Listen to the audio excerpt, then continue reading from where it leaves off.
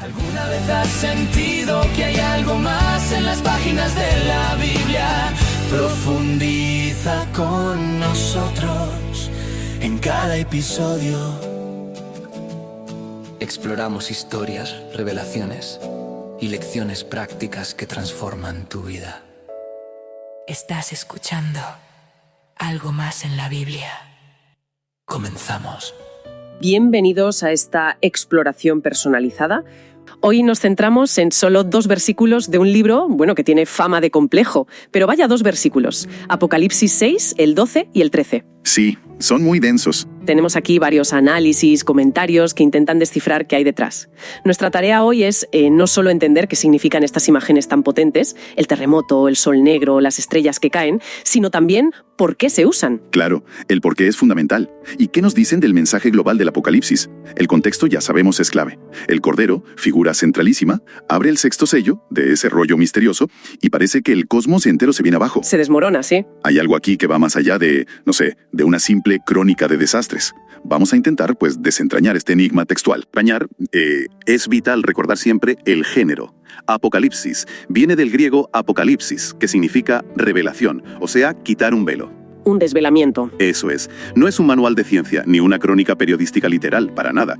Es una mezcla fascinante de profecía, de carta pastoral y, sobre todo, yo diría, de drama simbólico. Está cargadísimo de imágenes que vienen del Antiguo Testamento. Claro. Estos 2 versículos forman parte de una secuencia muy visual, la apertura de los 7 sellos. Cada sello como que intensifica la revelación del juicio divino, y este sexto, el 6º sello, lo lleva a una escala ya cósmica, justo antes de una pausa, además, una pausa importante en el capítulo 7, donde luego se verá quiénes son protegidos. Perfecto, pues antes de meternos ya en harina con el simbolismo, vamos a refrescar el texto exacto que estamos analizando. Si usamos una versión como la Nueva Traducción Viviente, que se basa en varias fuentes, dice algo como esto. Mientras yo miraba, el Cordero rompió el 6º sello y hubo un gran terremoto. Un gran terremoto, sí. El sol se volvió tan oscuro como tela negra o tela de cilicio, dicen otras, y la luna entera se volvió tan roja como la sangre. Imágenes muy fuertes. Entonces las estrellas del cielo cayeron sobre la tierra como los higos verdes que caen de un árbol cuando es sacudido por el fuerte viento. La fuerza de las imágenes es, innegable. Innegable, sí. Y fíjate quién actúa. El narrador Juan dice, yo miraba, él es testigo. Observa. Pero la acción la desencadena el Cordero. Y los análisis coinciden todos. Este es el Cristo exaltado, el que se presenta en el capítulo 5 como el único digno de abrir el rollo, precisamente porque fue sacrificado y redimió a la humanidad. Ahí está la paradoja. Ahí está la primera gran paradoja, sí. El Cordero Redentor es también quien administra el juicio soberano. No es un ángel vengador, no es una fuerza cósmica ciega, es Cristo mismo. Y eso, claro, le da un peso teológico enorme a lo que viene después. ¿Entendido? Vayamos entonces a la primera imagen de esa secuencia, el gran terremoto. Uno piensa, un terremoto literal, un desastre natural. Pero en este tipo de literatura significa algo más. Mucho más, sí. Los terremotos en la Biblia son un símbolo muy, muy potente. Muy recurrente. A veces marcan la presencia de Dios. Una presencia que puede ser aterradora, ¿no? Lo que llamamos teofanías. Ajá. Piensa en el monte Sinaí, en Éxodo 19, temblando. O el templo que se sacude en la visión de Isaías 6. Otras veces son claramente signos de juicio divino. Ezequiel lo profetiza contra Gog, por ejemplo. O lo que cuenta Mateo que pasó en la crucifixión de Jesús. Cierto. Aquí, en Apocalipsis 6, este gran terremoto no es solo un evento geológico. Simboliza una sacudida fundamental, un trastorno que afecta a los cimientos mismos del orden mundial, físico, sí, pero también político, social. Todo. Es como si la estructura entera de la realidad, de lo conocido, empezara a agrietarse, a colapsar. Es la señal de una inestabilidad radical, absoluta. Una inestabilidad que además contagia al cielo, porque justo después dice que el sol se vuelve negro como tela de cilicio, esa tela áspera, oscura, que se usaba para el luto, para la penitencia en el mundo antiguo, ¿verdad? Exacto, el cilicio. Y la luna, como sangre, es casi como si el universo entero se vistiera de luto. Precisamente. La tela de cilicio, el sackcloth, que dicen en inglés, era incómoda, oscura. Era símbolo de un dolor profundo, de humillación, de arrepentimiento. Que el sol, que es la fuente de luz, de vida, se cubra con ella. Es una imagen potentísima. Vaya. Habla de duelo cósmico, o quizá del retiro de la luz, de la guía divina. Y de nuevo, Juan no se inventa esto, Está bebiendo directamente del lenguaje de los profetas del Antiguo Testamento. Claro, conecta con lo anterior. Joel, Isaías, Amós, todos usaron imágenes parecidas, sol oscuro, luna de sangre, para describir el día del Señor, el día del juicio. No buscaban precisión astronómica, claro. No era un parte meteorológico. No. Querían transmitir la magnitud del evento. El orden natural se subvierte ante la intervención de Dios. El sol negro podría simbolizar la pérdida de gloria, el fin de las autoridades, la desesperación, muchas cosas. Y la luna roja como sangre. Sigue esa misma línea de juicio, de duelo. Exacto. Siguiendo esa lógica simbólica, la luna teñida de sangre evoca juicio, muerte, violencia. Quizá una contaminación espiritual que llega hasta la luz reflejada. La luna, que ilumina la noche, ahora refleja el color del juicio, de la muerte que se avecina. Es como si el cosmos entero no solo estuviera de luto, sino que reaccionara con horror, manchado por la seriedad de lo que está pasando bajo el juicio del Cordero. Y entonces llegamos a la imagen que, bueno, personalmente me parece la más extraña, la más específica. Las estrellas cayendo como los higos verdes que caen de un árbol cuando es sacudido por el fuerte viento. Has mencionado que los detalles son clave en este libro. ¿Por qué higos? Y sobre todo, ¿por qué verdes? Ahí parece que hay una clave importante. Absolutamente. Aquí es donde el análisis minucioso del texto nos da una pista fascinante, sí. La comparación con higos que caen también tiene ecos en el Antiguo Testamento. Isaías 34 habla de las hojas de la higuera, de la vid, que se marchitan y caen como parte del juicio sobre las naciones, sobre sus ejércitos celestiales. Ya. Nahum 3 compara la caída de Nínive con higos maduros que caen al primer sacudón. Pero aquí, el detalle crucial es que son higos verdes, inmaduros. Claro, un higo verde no se cae así como así. Exacto. Un higo verde está firmemente sujeto a la rama, no está listo para caer, no debería caer fácilmente. Que sean arrancados así por un viento violento subraya varias cosas. La violencia de la fuerza que actúa, la prematurez, lo impropio de su caída y la fragilidad inesperada de algo que se suponía seguro, en crecimiento. O sea, enfatiza la rapidez, la fuerza irresistible, la totalidad del colapso. Eso es. La rapidez, la fuerza y la totalidad. Qué detalle tan revelador, la inmadurez como clave de la violencia del juicio. Y entonces, ¿qué representan las estrellas que caen de esta manera tan abrupta? Bueno, en la literatura apocalíptica y en la Biblia en general, las estrellas suelen simbolizar entidades de poder, de autoridad. A veces son poderes celestiales, ángeles. Algunos comentarios sugieren que podrían ser ángeles caídos, como en Apocalipsis 12, donde el dragón arrastra un tercio de las estrellas. Otras veces representan claramente autoridades terrenales, reyes, gobernantes, imperios, sistemas de poder. Daniel 8, por ejemplo, describe un poder terrenal que derriba parte del ejército celestial y de las estrellas. Se ven como puntos fijos, ¿no? Como guías en el cielo. Por eso su caída es tan significativa. Claro, lo que parecía inamovible. Exacto.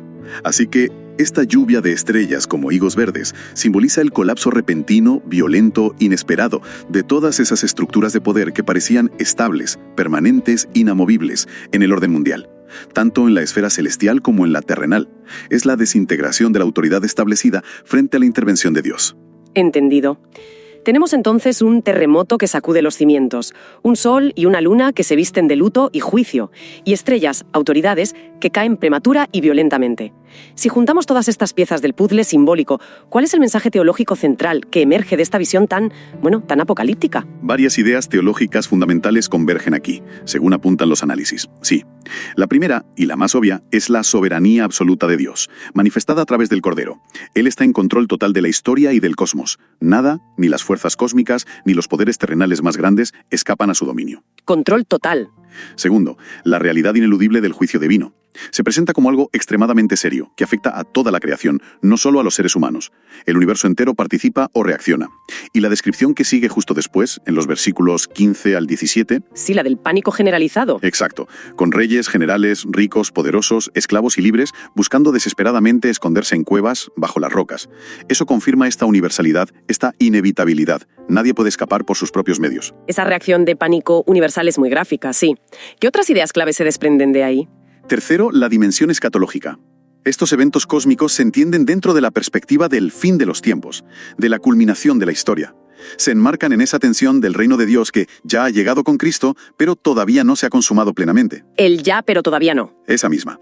El juicio divino ya opera en la historia, pero estos cataclismos son como señales precursoras de la consumación final, muy parecidas a las que Jesús mismo describe en los Evangelios, como en Mateo 24, al hablar del fin de la era. Ajá. Cuarto, el cristocentrismo radical del Apocalipsis. Insisto en esto, porque es crucial. Que sea el Cordero sacrificado quien desata el juicio, el mismo que redime por amor en el capítulo 5, es quien ejerce la justicia divina. Como dice Juan 5:22, el Padre ha confiado todo el juicio al Hijo. O sea que misericordia y justicia no son opuestas aquí. Se encuentran en él. Exacto. Y antes mencionaste algo sobre la conexión entre esta destrucción y una futura renovación. ¿Cómo encaja eso aquí? Sí, ese es un punto vital, para no quedarse solo con la imagen de destrucción, claro. Desde la perspectiva del Apocalipsis, este colapso del orden cósmico actual, que se ve como rebelde, injusto, manchado por el pecado, es un paso doloroso, pero necesario. Una demolición necesaria. Es la demolición previa a la construcción de algo nuevo y perfecto. Un cielo nuevo y una tierra nueva, que dice Apocalipsis 21. La desintegración cósmica prepara el terreno para la recreación divina. De hecho, la visión culmina en Apocalipsis 22, diciendo que en la Nueva Jerusalén no necesitarán luz de lámpara ni de sol, porque Dios será su luz. Exacto, Dios mismo será su luz.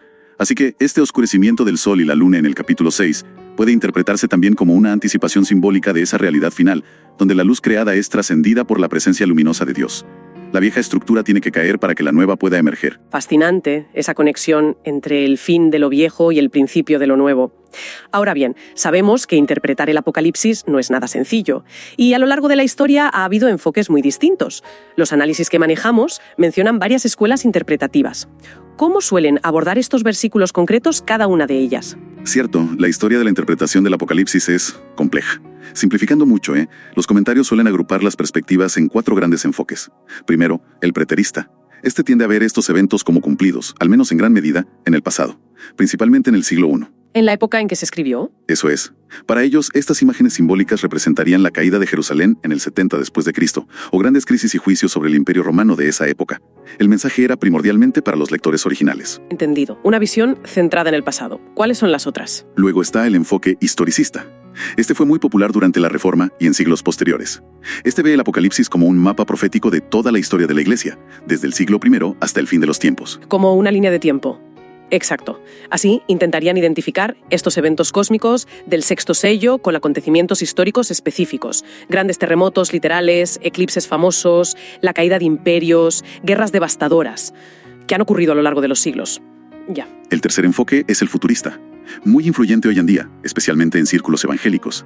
Considera que la mayor parte del Apocalipsis, incluyendo estos versículos, describe eventos que aún no han ocurrido. Que están por venir. Sí, que tendrán lugar al final de la historia durante un periodo de intensa tribulación, la Gran Tribulación, justo antes de la segunda venida de Cristo. Y pueden interpretarlos de forma más literal, terremotos reales, fenómenos celestes visibles o como símbolos de eventos futuros concretos. Y queda un cuarto enfoque, ¿verdad? Sí, el idealista o simbólico. Este enfoque no busca anclar los eventos en un momento histórico específico, ni pasado, ni presente continuo, ni futuro. Más bien interpreta la escena como un drama simbólico atemporal. Representa verdades espirituales permanentes, como principios generales. Eso es, la lucha continua entre el bien y el mal, la soberanía de Dios sobre la historia, el juicio divino contra la injusticia y la opresión en cualquier época y la fragilidad inherente del orden mundial ante Dios. El mensaje es relevante para los creyentes de todos los tiempos, no solo de uno. 4 maneras muy diferentes de leer el mismo texto. Es sorprendente, pero más allá de las diferencias sobre el cuándo y el cómo se cumplen estas cosas, ¿hay algún mensaje fundamental en el que estos enfoques tiendan a coincidir respecto a nuestro pasaje? Sí, y esto es quizá lo más importante para extraer de este análisis comparativo. A pesar de las divergencias enormes sobre la cronología, sobre la literalidad, prácticamente todas las escuelas interpretativas reconocen que esta escena del sexto sello comunica de forma inequívoca 2 cosas. A ver. Primero, la remoción total y radical del status quo, del orden establecido, de todo aquello en lo que el mundo pone su seguridad. Y segundo, la intervención inminente, decisiva y soberana de Dios en los asuntos humanos y cósmicos. O sea, que todo se tambalea y Dios interviene. Sea como sea que se entienda su cumplimiento, el mensaje impactante es ese. El mundo tal como lo conocemos es fundamentalmente inestable y está sujeto al juicio definitivo de Dios. Hay una convergencia en la seriedad y la magnitud de lo que se describe. Todos coinciden en eso. Vale, hemos explorado el texto, hemos desgranado los símbolos potentísimos, conectado con la teología que hay debajo y visto las diversas rutas interpretativas. Ahora, aterricemos esto un poco. ¿Qué podemos extraer de Apocalipsis 6, 12, 13 para una reflexión más personal o ética? ¿Qué impacto buscaba en sus primeros lectores, que a menudo se enfrentaban a persecución? ¿Y qué podría decirnos hoy? El texto opera en múltiples niveles de aplicación, y eso es parte de su poder, de por qué sigue resonando. Para esas primeras comunidades cristianas que sufrían bajo el poder aparentemente invencible del Imperio Romano, y por extensión para cualquier grupo o persona que experimente opresión o injusticia, estos versículos ofrecen un profundo consuelo. Consuelo, a pesar de lo terrible de las imágenes. Sí, porque son un recordatorio gráfico, cósmico, de que el orden injusto del mundo no es eterno. Los poderes que parecen tan sólidos, tan permanentes, como las estrellas fijas, son en realidad tan frágiles como higos verdes ante el viento del juicio divino. Dios ve, Dios actúa, y el poder opresor caerá. Eso debió ser increíblemente alentador para ellos, sí. Pero la descripción es tan aterradora, funciona también como una advertencia severa, sin duda alguna. La viveza de las imágenes y esa reacción de pánico universal subrayan la absoluta seriedad del juicio divino. Por lo tanto, el pasaje es una advertencia potente y una llamada urgente. A varias cosas: a la reflexión sobre la propia vida, al arrepentimiento sincero y a la fidelidad perseverante a Dios y al Cordero. Sobre todo en medio de la presión para conformarse. Claro. Incluso en medio de la presión para conformarse a los sistemas injustos del mundo, lo que Apocalipsis llama Babilonia o la bestia. Es un llamado a no poner la confianza en lo que inevitablemente será sacudido y caerá. Subraya la gravedad del pecado y la necesidad de una orientación espiritual correcta. Consuelo para los que sufren. Advertencia para todos. Pero, ¿dónde queda la esperanza en medio de tanto cataclismo? El cuadro es bastante sombrío, la verdad. Lo es, pero no es la imagen completa, y eso es crucial. Como mencionamos antes, justo después de esta escena de juicio cósmico, el capítulo 7 se abre con una visión de protección divina. Los 144.000 sellados. Exacto. Los 144.000 siervos de Dios son sellados para ser preservados. Y luego aparece una multitud incontable de todas las naciones, vestida de blanco, que ha salido victoriosa de la gran tribulación y adora ante el trono. Esto demuestra que el juicio de Dios sobre el mal va de la mano con la salvación y protección de su pueblo. Juicio y salvación juntos. Para aquellos que confían en el Cordero, estas señales cósmicas aterradoras no son el final del terror, sino el preludio de la redención final y completa. Jesús mismo dijo, en Lucas 21, que al ver señales similares los creyentes deben levantar la cabeza porque su redención está cerca. Por lo tanto, incrustada en este juicio, hay una profunda esperanza para los fieles. Entiendo. El juicio sobre el sistema opresor es, a la vez, la liberación de los oprimidos fieles. Consuelo, advertencia, esperanza. ¿Alguna otra aplicación práctica que resalte de este análisis? Sí, una muy directa y, diría, existencial. La búsqueda de un fundamento seguro. Si el texto nos muestra que incluso los elementos más fundamentales y aparentemente estables del cosmos, la Tierra, el Sol, la Luna, las estrellas, pueden ser sacudidos y alterados, si hasta las estrellas caen, claro, la pregunta implícita es, ¿en qué podemos confiar realmente? ¿Dónde encontramos estabilidad duradera? El pasaje nos urge a no poner nuestra seguridad última en las realidades creadas, sean poderes políticos, sistemas económicos, logros personales, fuerza militar o incluso el orden natural, porque todo eso es susceptible de ser sacudido. Todo es temporal, exacto. La única base firme, el único refugio seguro, es el Creador mismo, el Dios revelado en el Cordero.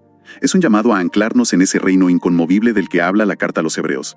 En resumen, entonces, Apocalipsis 6, 12, 13, aunque sean solo 2 versículos, nos sumergen en una imaginería cósmica sobrecogedora. Utiliza el lenguaje simbólico heredado del Antiguo Testamento para pintar un cuadro de disrupción total, no como una predicción científica, claro está. No. Sino para subrayar la absoluta seriedad y el alcance universal del juicio divino que el Cordero mismo inicia. Es una sacudida radical a cualquier sensación de permanencia o seguridad basada en el orden mundial actual. Exactamente.